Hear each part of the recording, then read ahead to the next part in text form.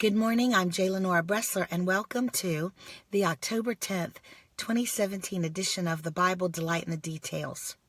We are looking at often overlooked details of the Exodus narrative, and we've been talking for the last several days specifically about the Ten Commandments.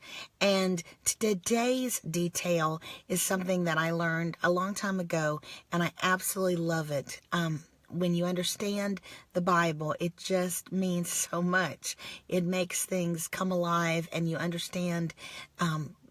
just understand things so much better, and I love it. The detail comes from chapter 31 of Exodus, verse 18.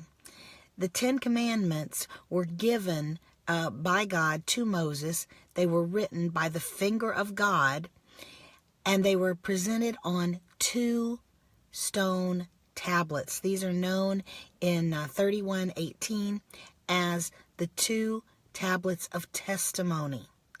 And the question is there significance about the 2 tablets? The fact that the 10 Commandments were written on 2 tablets rather than 1. And I just was looking on Google, and you know how there are a lot of forums where people can post questions.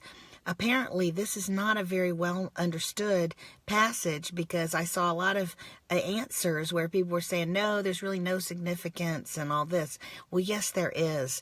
You remember that in a previous program, we talked about the fact that it's very clear that the 10 Commandments are couched in terms of a treaty, that they're written very much like treaties of that time period were.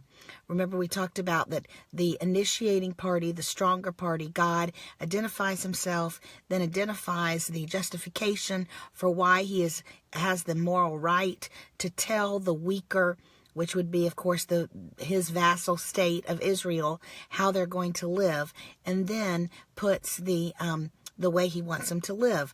This is very much a format that was very well known in the ancient world, particularly in the Middle East. We have many examples of those kind of treaties between the stronger and the weaker powers after wars, after conquest, etc.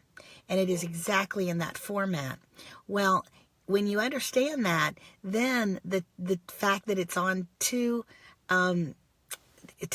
tablets makes perfect sense. It's a copy for each of the parties.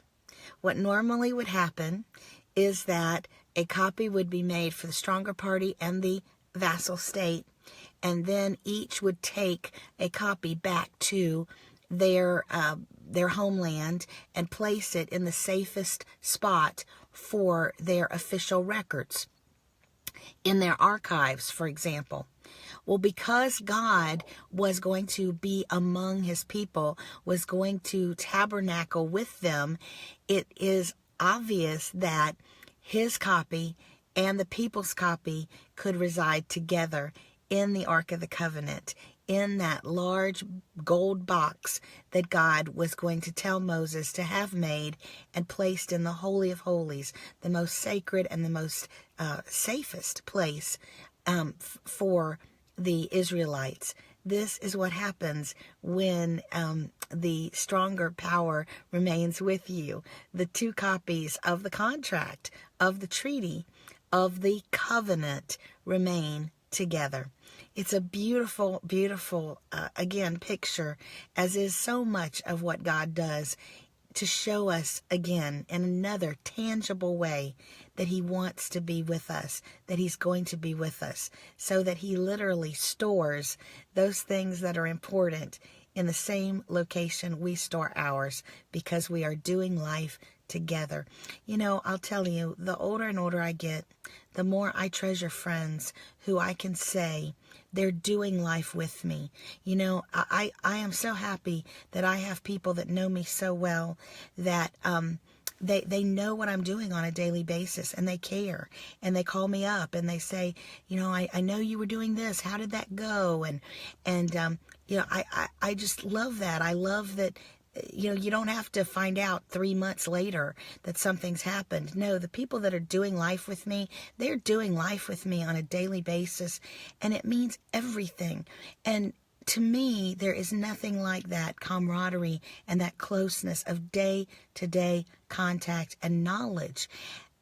And God is like that. God is with us. God showed us in the ancient people of Israel that he means to be with us. He's going to store his goods with us. He's going to be present with us on a day-to-day basis, always with us, in the night, in the day, always in our camp.